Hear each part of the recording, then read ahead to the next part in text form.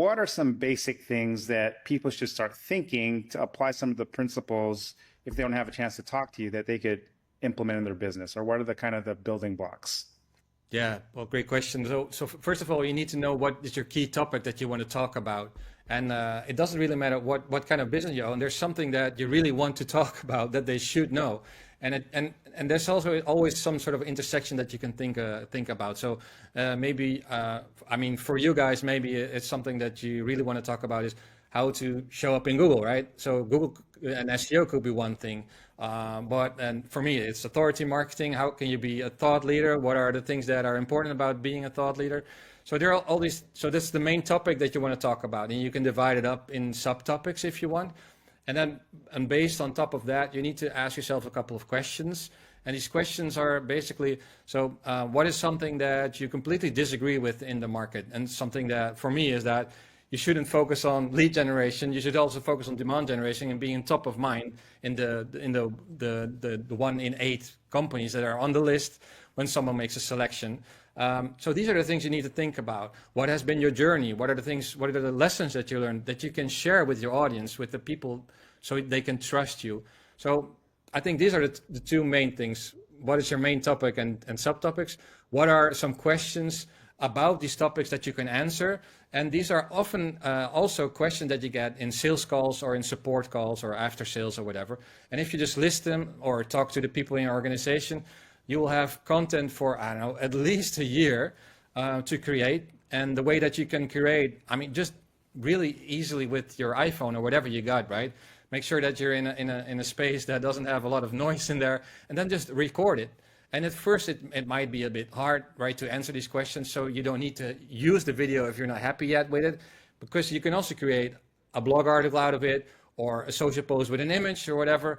But my advice would be to go the video route as soon as possible, because I mean, you get used to it. You need to just get into the whole system of doing these things.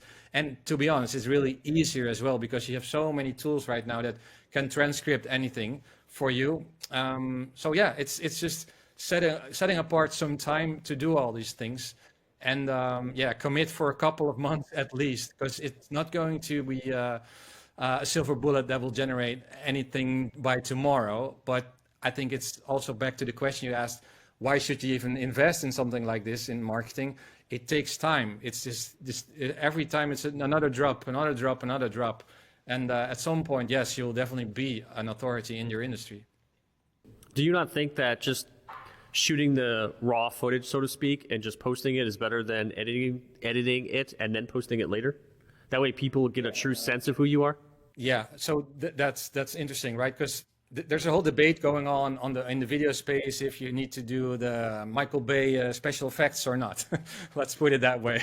But the things that we do is talking head videos. They are barely edited. There are no weird things or emojis or weird stuff in it. No jump cuts or it's just the raw footage. It's like having a conversation like this. And the great thing about this is that you build a connection with a real person. So the feedback that we always get is, yeah, I've seen your videos. I know who you are. I've seen you. And it would be a bit different if it's always this polished look with all these, I mean, so there are different streams, right? But my advice would be start with something easy that you can even do yourself. That shouldn't be that hard to do, or hire someone who has some skills, but don't over edit it, to be honest. That would be my advice for this type of videos. And at some point in your journey, you might want to just scale it up a little bit. But it's also something that you should check with your audience, right? Because maybe you will attract people that maybe are not into your audience. So that's also something to keep in mind.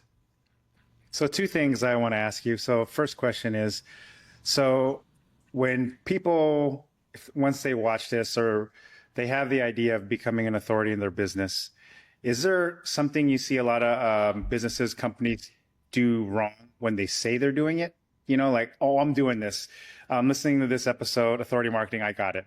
I'm doing this. Is there a common denominator when you see businesses do it, that something they're doing wrong? Yeah, I see a lot of these questions that have been answered like 3,000 times. And that makes no sense, because you can either Google it already or you can look it up in ChatGPT. So if you do something like that, make sure that you put something of your own personality or your own background inside of it. You can still answer a question that is common in your line of work or your business, but then make sure that you sprinkle something into it that's like facts, figures, your own research, your own cases, whatever. So I sometimes it's really bland, I would say, actually, and it doesn't add, it doesn't provide any value. That's basically, I think, the gist of it. So that's one mistake, and the other mistake is just giving up too soon, too early, and expecting the world when you've done just 4 posts or whatever, or maybe created 1 or 2 articles. And it's the same with SEO or with, I don't know, building the momentum on LinkedIn. It's just you have to keep on building, keep on building. It's just, it takes time. Right. I mean, we're familiar with that. When our clients do SEO, it's not the silver bullet. 1 month it's going to work. It takes time to build up that authority and everything. So I'm going to put you on the spot. I have another question. So I know you work with a lot of SaaS companies, right? Software companies, tech companies, and everything. But for the everyday entrepreneur, again, to the everyday home service business or whatever, what do you see kind of an opportunity or like a pathway for them to, you know, like what's the thing to push them over the edge? You know, because a lot of them are intimidated by getting in front, like, oh, I don't sound good, I don't look good. They're an authority in their field. They could tell you anything about a roof, cleaning a carpet, whatever. But there's that block of, I can't do this. You know, software companies, yeah, they do it. TikTok, the young kids do it.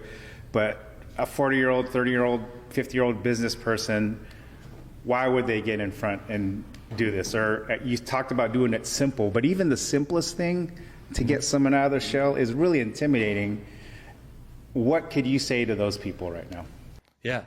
So the funny thing is that even the people that I work with, I mean, those are tech people. They're most of the time, they really like to work at their computer and don't talk much to people. So, I mean, it's actually basically the same. It doesn't really matter that much. But those people, sometimes they raise money, right? They speak on conferences, whatever. So they talk to clients as well. So when you boil it all down, it's just having a conversation like we're having right now. Don't make it too big. Just have a conversation with someone, and then it helps. Don't talk to your phone. Just talk to an assistant. I mean, even if you have like a car dealership, you probably have a couple of coworkers. Just go sit in a room, just put your iPhone on a tripod and talk to someone else and pretend that's a customer or whatever, and he or she will ask the questions. And you will say the same things over and over again that you've done in the past, and it's just a conversation. So don't script it too much. I mean, the questions should be scripted because they should be interesting for your audience. But the answers, they should come from your heart already because you've been answering these things, you know these things by heart already. And you love to talk about these things, I hope. So yeah, make it conversational. Don't think about the end product. Don't think about the camera, whatever. It's just a conversation that you're having, like you've had millions and millions of times with the customers you had or the people you interviewed or whatever.